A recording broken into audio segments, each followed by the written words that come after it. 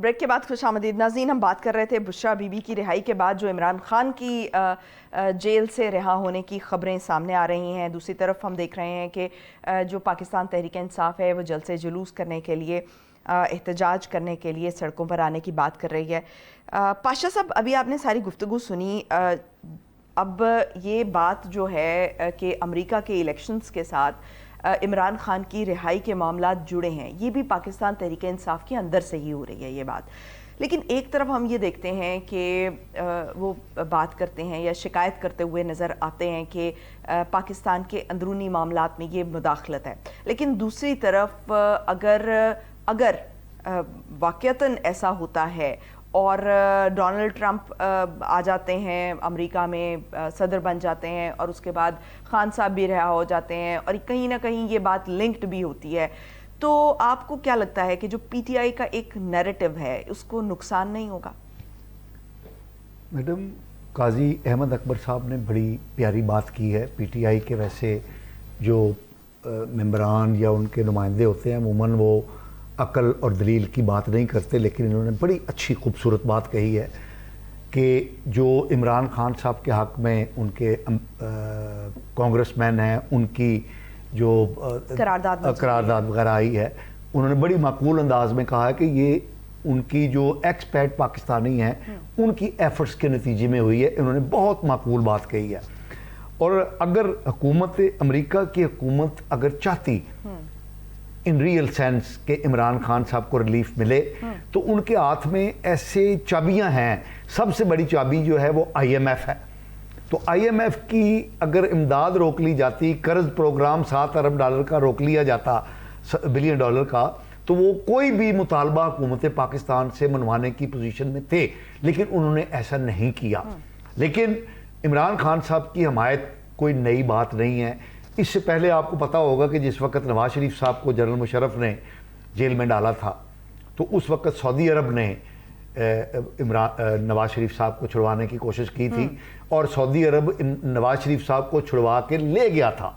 उससे पहले हम देखते हैं कि जुल्फ़िकार अली भुट्टो को जिस वक्त फांसी का हुक्म हुआ था, तो कई ममालिक ने, कई हुक्मरानों ने आलमी सतह पर ज़ियाउल हक साहब पर दबाव डाला था कि वो उनकी फांसी को मुलतवी कर दें। लेकिन उस वक़्त क्योंकि पाकिस्तान की जो सूरत हाल थी और रियासत पाकिस्तान जो थी वो समझती थी कि जुल्फ़िकार अली भुट्टो का ज़िंदा रहना ठीक नहीं है, तो उन्होंने उस तमाम आलमी दबाव को मुस्तरद करते हुए भुट्टो साहब को फांसी पर चढ़ा दिया। तो इमरान खान साहब के बारे में जो दबाव मुख्तलिफ जगहों से आ रहे हैं वो एक नॉर्मल प्रोसेस है।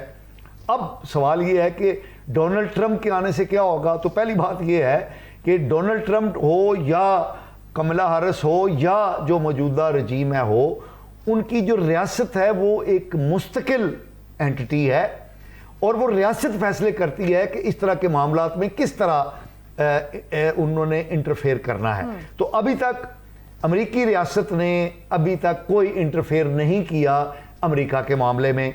हाँ, बरतानिया रोथस्चाइल्ड का उन्होंने अब्दुल्ला गोल्ड साहब ने जिक्र किया, तो गोल्ड स्मिथ जो है वो बुनियादी तौर पर रोथस्चाइल्ड फैमिली से उनका ताल्लुक है। वो ज़ायनिस्ट लॉबी को रिप्रेजेंट करते हैं।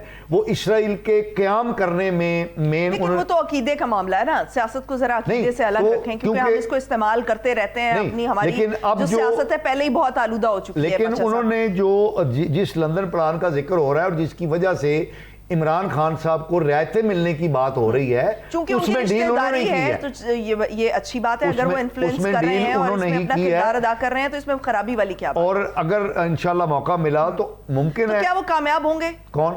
गोल्डस्मिथ जी कामयाब हो चुके हैं, डील हो चुकी है, उसकी डिटेल्स अभी आने वाली हैं। और अगली बात, वो हमारी जो मोहतरमा आयशा हैं, उन्होंने बड़ी जज्बात में बात की। बात ये है कि आपको पता होगा कि मोहतरमा बेनज़ीर भुट्टो जिस वक्त डील कर रही थी जनरल मुशर्रफ से, तो पाकिस्तान में जो जनरल मुशर्रफ की हिमायत याफ्ता हुकूमत थी उनको आखिरी वक्त तक पता नहीं था कि डील के क्या तफसीलात हैं। लेकिन वो डील आई सामने और उसके नतीजे में रिहाई भी हुई और बेनज़ीर साहबा की पाकिस्तान आमद भी हुई, ब्ला ब्ला ब्ला।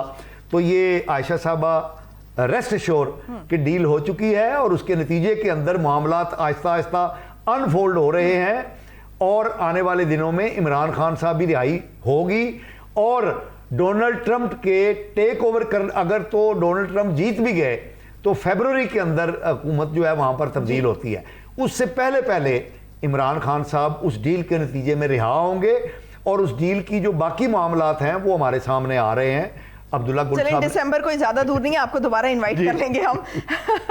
और बड़ी खुशाइन बात होगी अगर ऐसा होता है, अगर चाहे ये डील के तनाजुर में होता है, डील के लफ्ज को हम जरा साजिशी थ्योरी के साथ जरा जोड़ देते हैं, लेकिन असल में मुफाहमत लफ्ज ज्यादा बेहतर है, क्योंकि सियासत में हमेशा मुफाहमत का रास्ता खुला रहता है और खुला रहना चाहिए। और इसके नतीजे में अगर पाकिस्तान की सियासत आगे बढ़ती है तो ये पाकिस्तान के मफाद में, और ये सबसे अच्छी बात है। अब्दुल्ला हमीद गुल साहब, ये जो अभी सामने बातें आ रही हैं बुशरा बीबी की सियासी सरगर्मियों के हवाले से, वो ये कह रही हैं कि अभी रिसेंटली नून लीग भी ये कहती हुई नज़र आ रही है कि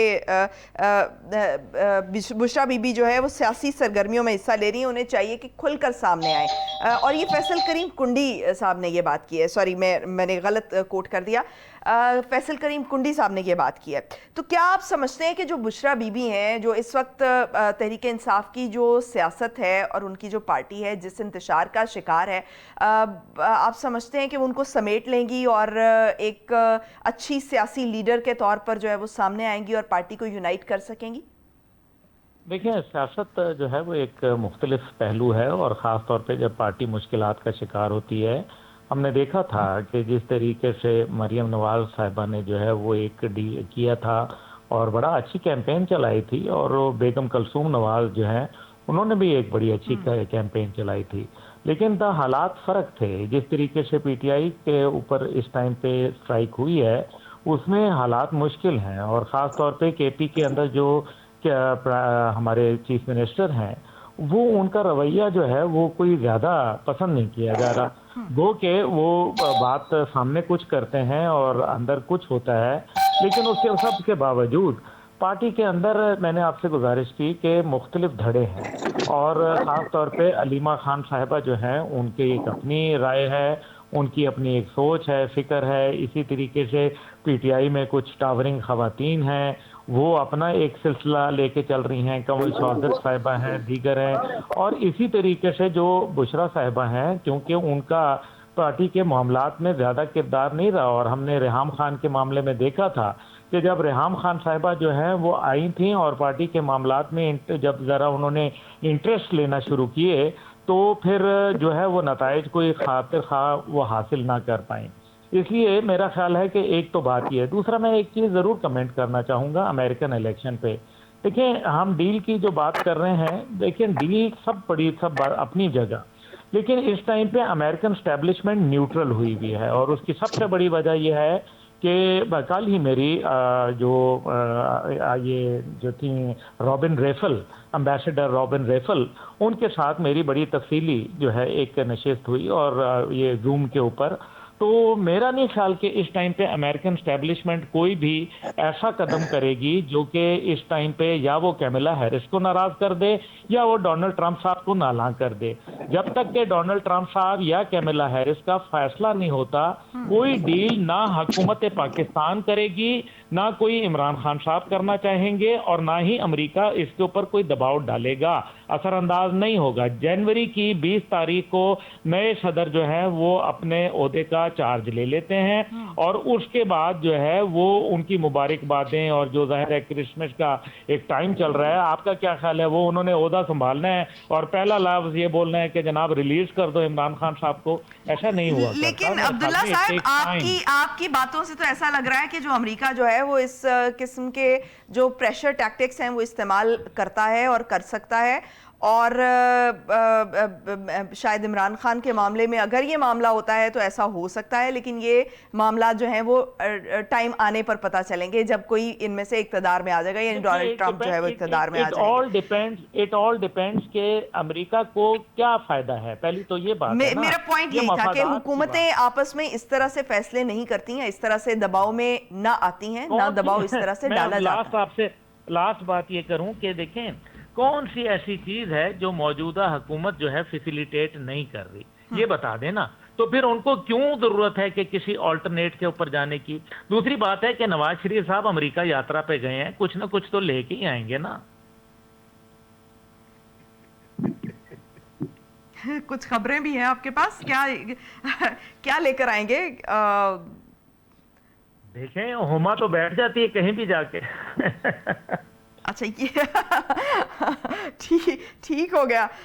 आयशा साहिबा, आप क्या समझती हैं, ये जो अभी शेर अफजल मरवत हैं वो जो कह रहे हैं कि चूंकि जलसे जुलूसों का सीज़न भी शुरू होने वाला है दोबारा से पीटीआई का, और वो ये कह रहे हैं शेर अफजल मरवत के मुझे 3 लाख लोग दे दें फिर हम नहीं, एस्टेब्लिशमेंट हमसे बात करेगी। और जो इमरान खान की तर्ज सियासत है उसकी नुमाइंदगी हमें करते हुए, असल में करते हुए शेर अफजल मरवत दिखाई देते हैं। लेकिन 11 अप्रैल से आज तक वो तो साइड लाइन है और वो ये खुद इस बात को अग्री कर रहे हैं। और लेकिन अगर पार्टी ने तो उनको साइडलाइन किया हुआ है तो ऑटोमेटिकली ये तासुर जाता है कि इस वक्त जो पार्टी के अंदर का मुफाहमती धड़ा है वो खासा एक्टिव हुआ है। मैं पहले तो पाशा साहब की जो बात है मैं उसको बिल्कुल सेकंड करना चाहूंगी, जो इन्होंने अमेरिका का किरदार एक सामने इन्होंने बिल्कुल बताया हमें। आईएमएफ वाला जो इन्होंने पॉइंट रेस किया बिल्कुल वैलिड पॉइंट है, बहुत ही इन्होंने मुदल्लिल तरीके से जो है उसको एक्सप्लेन किया, मैं बिल्कुल इनकी बात का सेकंड करूंगी। सेकेंडली, आपने बात की शेर अफजल मरवत के हवाले से। देखिए, अभी तक जो बानी तहरीक इंसाफ अभी तक पाबंद सलासल है ना, उसकी एक बहुत बड़ी वजह जो है तहरीक इंसाफ की क़यादत खुद भी है। बहुत से ऐसे लोग हैं जो नहीं चाह रहे थे कि इमरान खान साहब जो हैं वो बाहर आए, रिहा हों, और वो बहुत बड़े बड़े नाम हैं और पार्टी के जो भी तमाम अफराद हैं या कारकुनान हैं वो इन सब चीजों से बहुत अच्छे से आगाह हैं। शेर अफजल मरवत साहब शुरू से ही काफी ज्यादा कंट्रोवर्शियल रहे हैं या कंट्रोवर्शियल बनाए गए हैं। ये दोनों चीजों को देखना होगा कि शेर अफजल मरवत साहब को लीड ना करने देने के लिए कौन से ऐसे लोग थे जिनको फायदा पहुंच रहा था, और इमरान खान साहब की रिहाई का जो है इससे कोई बराह रास्त ताल्लुक था या नहीं। अब काफी हद तक क्योंकि चीजें क्लियर हो चुकी हैं, पार्टी में जो मुख्तलिफ आराएं हैं वो डेवलप हो चुकी हैं, लोगों को पता चल चुका है कि कौन किस साइड पे खड़ा हुआ है, तो इस वजह से शायद अब इस बात के ऊपर जो है वो जोर दिया जा रहा है कि शेर अफजल मरवत साहब को जो है लीड करवाया जाए। आज सलमान अकरम राजा साहब की भी और शेर अफजल मरवत साहब की भी जो है वो मुलाकात हुई है, और उसके बाद जो है वो एहतजाजी कमेटी तश्कील दी गई है, जिसके बाद जो है उनको उसका सरबराह मुकर्रर किया गया है। अब देखना ये है कि 4 अक्टूबर के बाद जिस तरह से अली अमीन गंडापुर साहब के ऊपर बहुत ज्यादा जो है वो तनकीद की गई थी एहतजाज को लेके, कि एहतजाज जो है वो काफी हद तक कामयाब हो चुका था। अगर अली अमीन गंडापुर साहब जो है इन अ वेरी ड्रामेटिक वे अगर वहां से कहीं नहीं जाते, चाय वगैरह पानी पीने नहीं जाते, तो शायद आज जो है तहरीक इंसाफ के हालात कुछ मुख्तलिफ होते। तो अब देखना यह है कि शेर अफजल मरवत साहब जो है किस तरह से एक कामयाब स्ट्रेटेजी जो है वो बनाते हैं और इस पूरे एहतजाज को लीड करते हैं। जिस तरह से उन्होंने बोला है कि मुझे 3 लाख लोग चाहिए, तो अगर वाकई में ये कमेटी जो है वो एक्टिवली अपना रोल परफॉर्म करती है, लोगों को मोबिलाइज करते हैं, लोगों को सड़कों पर लेकर आते हैं, तो definitely that would be a very tough time for the system. और अब देखना ये भी है कि पाशा साहब से खास तौर पे मैं सवाल करना चाहूंगी कि लंदन डील के जो मंजर जाते हैं वो आहिस्ता आहिस्ता सामने आ रहे हैं, तो मैं ये भी जानना चाहूंगी कि नवाज शरीफ साहब का जाना, हमजा शहबाज साहब का जाना, अब मरियम बीबी साहबा का जाना, अब ये भी क्या लंदन डील का हिस्सा है? मैं ये जानना चाहूंगी आपसे। अच्छा, बात ये है कि मेरे पास बराह रास्त तो मालूमात नहीं है, लेकिन जो मेरे तक मालूमात पहुंची हैं उसके मुताबिक ये नवाज शरीफ साहब का एक ज़ाती दौरा है। लेकिन सियासतदान जहाँ भी जाता है वो कुछ ना कुछ, और नवाज शरीफ साहब क्योंकि कारोबारी आदमी भी हैं तो जाहिर है उनका सियासत का मुर्तकिब तो होता ही है, हो गया, तो इसलिए कुछ ना कुछ, जैसा कि अब्दुल्ला गुल साहब ने कहा कि वो कुछ ना कुछ तो वहाँ से लेकर आएंगे, और जाहिर है लेकर गए भी होंगे, क्योंकि इस वक्त लास्ट टाइम पाशा साहब वो 2 हफ्तों का बोल कर गए थे ना, लास्ट टाइम वो 2 हफ्तों का बोल कर गए थे, तो उनको आने में काफी वक्त दरकार हुआ, लेकिन लास्ट टाइम मामला तो उनके लिए साजगार नहीं थे, ये भी याद रखना चाहिए। अच्छा काजी अकबर साहब, ये जो शेर अफजल मरवत साहब अब दोबारा से ये जो एहतजाजी तहरीक में जो आपकी शुरू होने जा रही है, जो जलसे जुलूस शुरू होने जा रहे हैं, इसमें अगर एक्टिव नजर आते हैं तो क्या ये समझा जाए कि शेर अफजल मरवत साहब की दोबारा वापसी हो चुकी हुई है और उनके मामला सेटल हो गए हैं पार्टी के साथ? देखिए, शेर अफजल मरवत साहब गए कब थे कि उनकी वापसी हो गई? अभी लेकिन उनको साइडलाइन तो किया हुआ था ना, वो खुद कह रहे हैं कि 11 अप्रैल से मुझे साइडलाइन किया हुआ है पार्टी ने। नहीं, देखिए साइड लाइन कोई किसी को नहीं करता, वो हालात होते हैं जमात में, और कभी आपकी आप साइड चल रही होती है, कभी डाउन साइड चल रही होती है, तो मेरे ख्याल से उसमें कोई ऐसी बात तो नहीं है। तो चले उनके अपसाइड का वक्त आ गया है, जो डाउन साइड उनकी थी वो खत्म हो गई है, वो टाइम। पॉलिटिकल कमेटी जी, अगर सारी पॉलिटिकल कमेटी इस पे मुत्तफिक है कि वो एहतजाज लीड करेंगे तो फिर वो लीड करेंगे इंशाल्लाह ताला। अच्छा, और आपके ख्याल में जो एहतजाजी कैंपेन है और जिस तरीके से करते हैं, जिस अंदाज से करते हैं, वो आपको लगता है कि ये कामयाब बनाएंगे? क्योंकि मुकाबला बहरहाल फिर अली अमीन गंडापुर से हो जाएगा, क्योंकि पिछले एहतजाज में और पिछले जलसे में अली अमीन गंडापुर को मिनिस्टर्स और इल्जाम दिया गया था। कहती रही कि अली अमीन गंडापुर अटक की हदूद क्रॉस करके, और अली अमीन गंडापुर ने 3 दफा अटक की हदूद क्रॉस करके दिखाई। अली अमीन गंडापुर लाहौर पहुंचे, अली अमीन गंडापुर डी चौक पहुंचे। तो मतलब आप ये नहीं कह सकते कि पहले वाले प्रोटेस्ट नाकाम थे। लियाकत बाग वाला प्रोटेस्ट हमारा बड़ा सक्सेसफुल था। पार्टी अपनी एक स्ट्रेटेजी पे चल रही है, उस स्ट्रेटेजी के मुताबिक जो भी लीड करेगा पार्टी, जिसको भी इख्तियार देगी, लोग उसको फॉलो करेंगे। और इंशाल्लाह ताला जैसी भी प्रोटेस्ट की कॉल आएगी, पूरी पार्टी बिल्कुल तैयार बैठी हुई है। ये दे रहे हैं जितनी FIR देनी है, जितनी रुकावटें डालनी है, पहले भी इन्होंने डालनी। जिसने जहां पहुंचना होता है वो पहुंच कर दिखाता है, कोई ऐसा मसला है। ठीक, बहुत शुक्रिया आप सबका आज के प्रोग्राम में शिरकत के लिए। नाज़रीन, आज के लिए इतना ही। कल होगी आपसे दोबारा मुलाकात। मुझे दीजिए इजाजत। पाकिस्तान की हमेशा पाइंदगी की दुआ के साथ। अल्लाह हाफ़िज़।